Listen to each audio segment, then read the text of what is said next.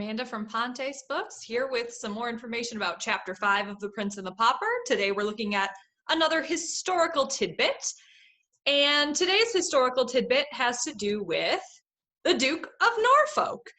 So he's never really fully explained in The Prince and the Pauper. All you kind of know is that in the first few chapters of the book, specifically coming out in Chapter 5, Henry VIII is obsessed with having him killed. And without the background knowledge, that part of the plot really doesn't make much sense to you. And it does become kind of important because it sort of is a defining decision for Tom, kind of taking on the role of Edward for later in the story. So it is kind of important to know who he is and to get a little bit of background, because Mark Twain gives us pretty much nothing in The Prince and the Pauper. So here's the reference in Chapter 5. So they barely even use his name, and they don't really say the Duke of Norfolk, but that gets brought up later. So this is Henry VIII speaking in Chapter 5. Peace, insult not mine ears with his hated name. Is this man to live forever? Am I to be balked of my will? Is the prince to tarry uninstalled? Because, forsooth, the realm lacketh an earl marshal free of treasonable taint to invest him with his honors? No, by the splendor of God, warn my parliament to bring me Norfolk's doom before the sun rise again, else shall they answer for it grievously. So, there's a lot in there.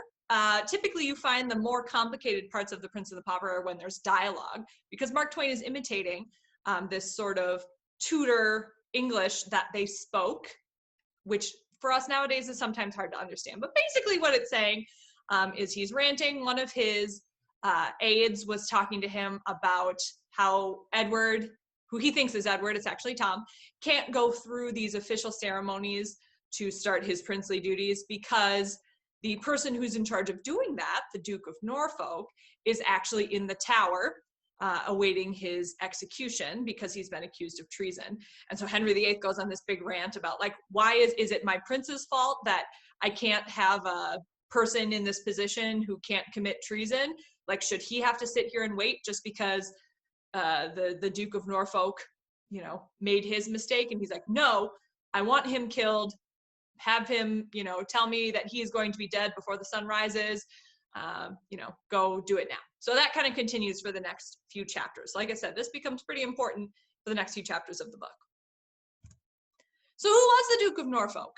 So his actual name was Thomas Howard, and he was actually the third Duke of Norfolk. So that is a title that was given to him, is he was the Duke, and then Norfolk is actually a region.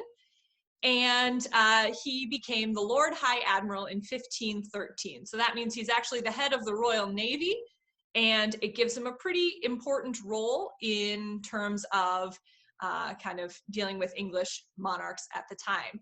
So for a while, and he had some ups and downs, but for a while he was almost like second in command to the king. So he played a very important role.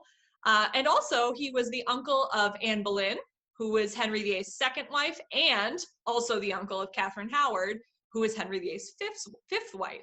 Now, one of the things that you may have noticed that these two wives have in common is these are the two that Henry actually had beheaded. So that played a part in one of the reasons why Thomas Howard kind of fell out of the good graces of the king and ended up in the Tower, but not directly. So we had Anne Boleyn, and obviously he supported that marriage, but that wasn't necessarily really placed on him. But the fifth wife, Catherine Howard, that was the Howards, so there were other family members behind him. Catherine Howard was Henry VIII's fifth wife, and after they had been married, he found out that there were some prior relationships that she had been in, and he felt like the Howard family, including Thomas Howard, had really been keeping that from him, and he held it against them a little bit. But he ultimately let it go. That wasn't the reason why he ended up in the Tower, but that was kind of one strike against him. Another kind of strike against Thomas was that he